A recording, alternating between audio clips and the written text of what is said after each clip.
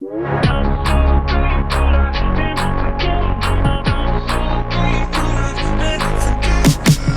every up and down, I know you're with me. Through thick and thin, I know you'll never leave. Your perfect peace surrounding me. Here and now, I know you see me. I am found and you have made me free. Nothing can stop your love for me.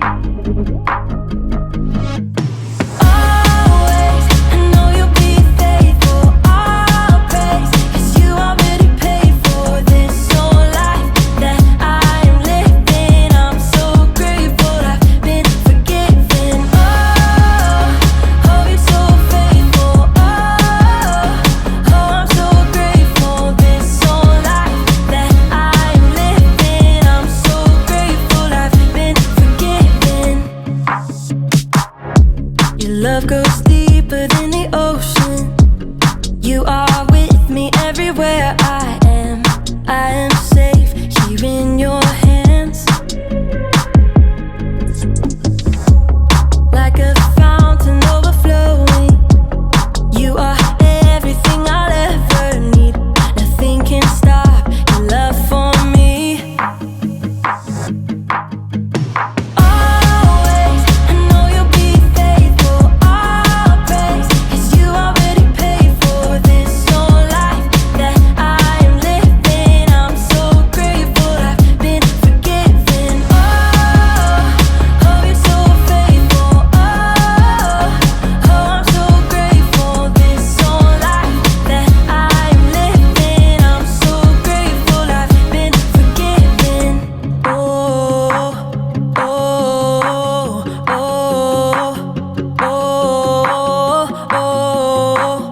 oh, I'm so grateful I've been forgiven. Oh,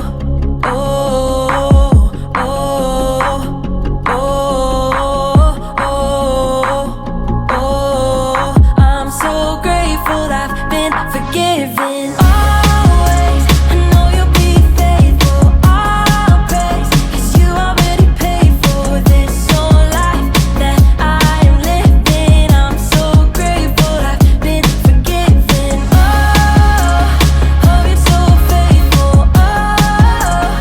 I'm so grateful this whole life that I am living. I'm so grateful I've been forgiven.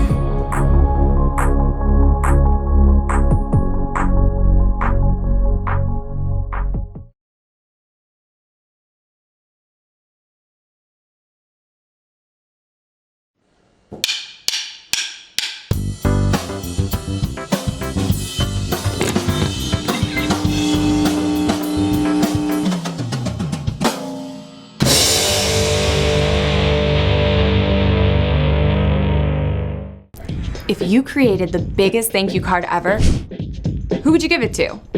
You could give it to your parents or grown-ups for making sure you get food to eat, even if it does include broccoli.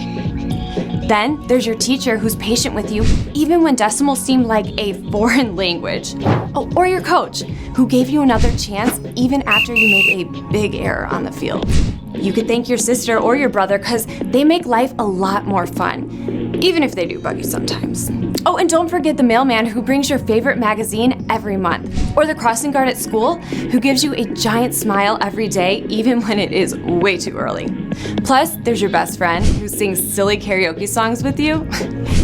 Once you get started, there's no end to the list of people you can thank. But there's one name that goes at the top of that list, one name to always remember. No matter what's going on in life, God has graciously given us so much to be thankful for. So many amazing creatures, all totally different, not to mention every single breath you take. And most of all, we can be thankful for God's promise to make everything right in the end for those who follow Jesus. A promise that we can live forever with God. When you truly take time to consider all you've been given, your heart will begin to fill with gratitude. The more you express that thankfulness, the more others can see God at work in you. They can see how God is with you through every up and down. And that's why gratitude is an amazing way to worship God with your life. Because worship is about more than just singing loud. It's all about living loud.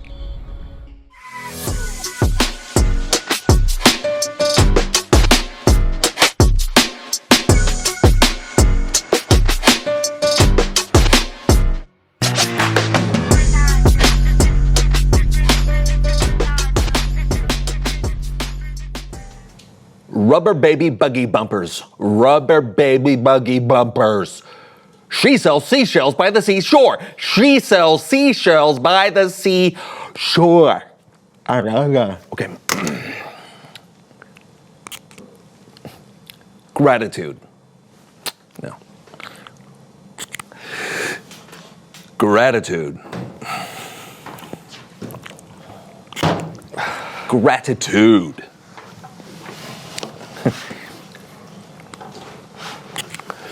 Gratitude. Gratitude. What are you doing, John? Gratitude. Why are you doing that? Do you accept it? Do I accept what? My deepest gratitude. Wait, I think I can go deeper.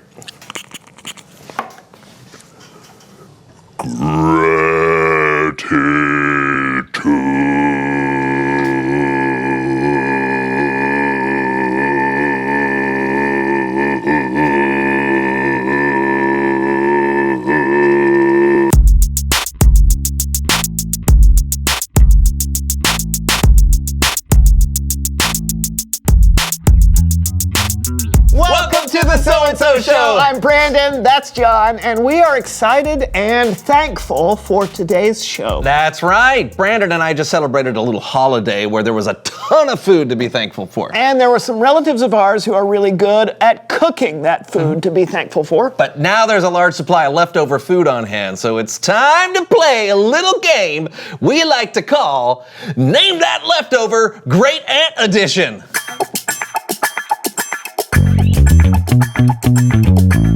As you can see, there are 3 leftover dishes of deliciousness before us. Each one of these is made by one of our great aunts.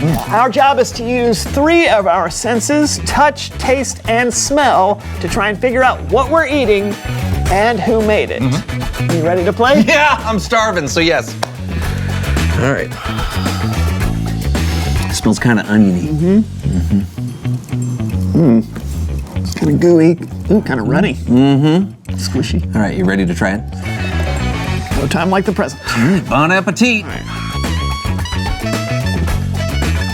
Oh, Okay.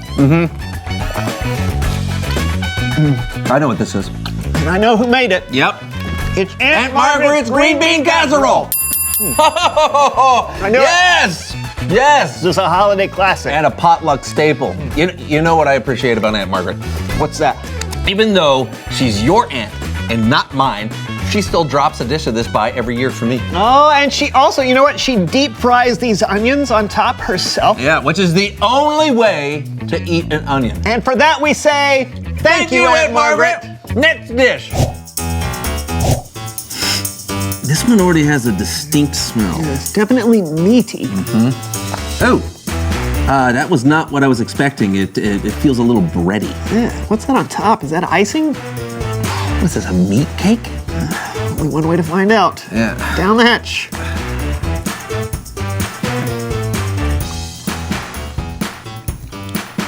We were close with meat cake. Yeah. Isn't this your Aunt Linda's meatloaf? Oh! Yep. Now to be fair, everyone loves her meatloaf. It's just not my favorite. Or mine. And she knows we're not big fans, but she continues to bring it. Yeah. And she even tries different ways of cooking it, you know, to see if we might change our minds. Yeah, do you remember the habanero version? Oh. But the fact that she keeps trying makes us say, Thank you, Aunt Linda. Okay, last one. That's not going down. Oh my. Yeah. Are you getting anything from this? I don't think so. Ooh, it's cold. Oh, is it really? Yeah. Okay, well, let's find out. All right. Ew, squishy. Yeah, it's kind of wiggly like Jell-O. I think there's more to it than that. Shall we? Yeah, let's go for it. What is in my mouth? What? This is delicious. Oh, I know what this is. And so do you. Oh, This it's is Aunt Riri's lime congealed salad. Oh, yeah. This is my Aunt Riri's signature dish, a lime congealed salad. I'm not sure why it's called a salad. It's made with Jell-O, pineapple, cottage cheese, Cottage cheese, really? walnuts. Oh, and I almost forgot mayonnaise. And even though those ingredients should never go together, she believes they should. So for that unwavering conviction, we say, thank you, Aunt Riri. I do not like mayonnaise. Not my favorite either. It doesn't seem to bother you much. Nope. All right, it's Bible story time.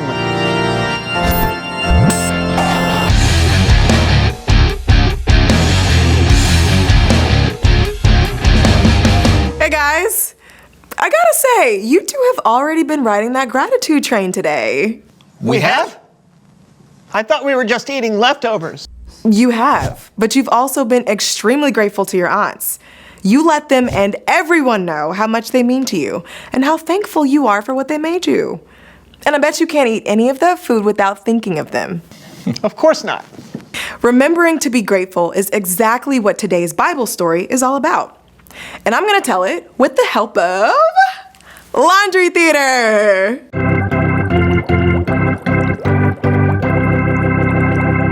Today's story comes from two books in the Bible.